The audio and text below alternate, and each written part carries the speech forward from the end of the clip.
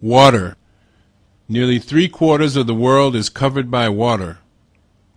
The Pacific Ocean has a larger surface area than all the dry land on Earth. Unfortunately, this water itself is no good for drinking. It is too salty. However, the water that is evaporated from it by the heat of the sun is not too salty. Tiny drops of fresh water mix with the air and sometimes become clouds in the sky. If the water in the clouds grows too heavy, it falls to earth again. About 4/5 goes directly back into the sea. But if the rain falls on land, the fresh water can be used by the living things there.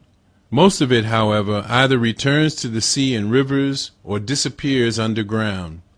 There are several different sources of drinking water.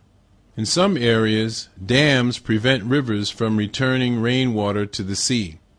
Reservoirs are formed to provide drinking water all year round.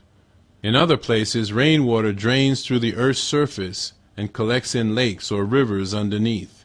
Some water under the Sahara Desert in North Africa has lain there for 25,000 years. Other underground water does not lie in one place, but moves slowly downhill over hard rock. Water like this is used by people at oases, wells, and boreholes all over the world.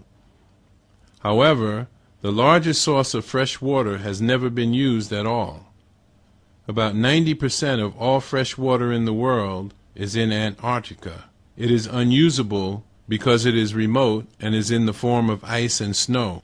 When the word water is mentioned, nearly everybody first thinks of water for drinking. But actually, in some countries, people drink only a small percentage of the water they use.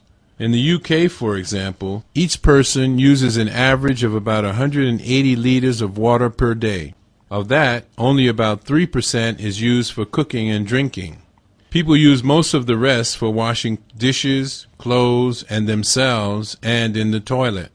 In industry, water is used for a variety of purposes. It takes 1 kilo of water to make 2 kilos of bread, 20 tons of water to make 1 ton of petrol, and 200 tons of water to make 1 ton of steel. It is used in the making of electricity and at atomic power stations. Of course, it is also used worldwide in the cultivation and irrigation of crops. So water now has a variety of uses. As the population of the world grows, the demand for water will increase too. It may become even more precious than it is today.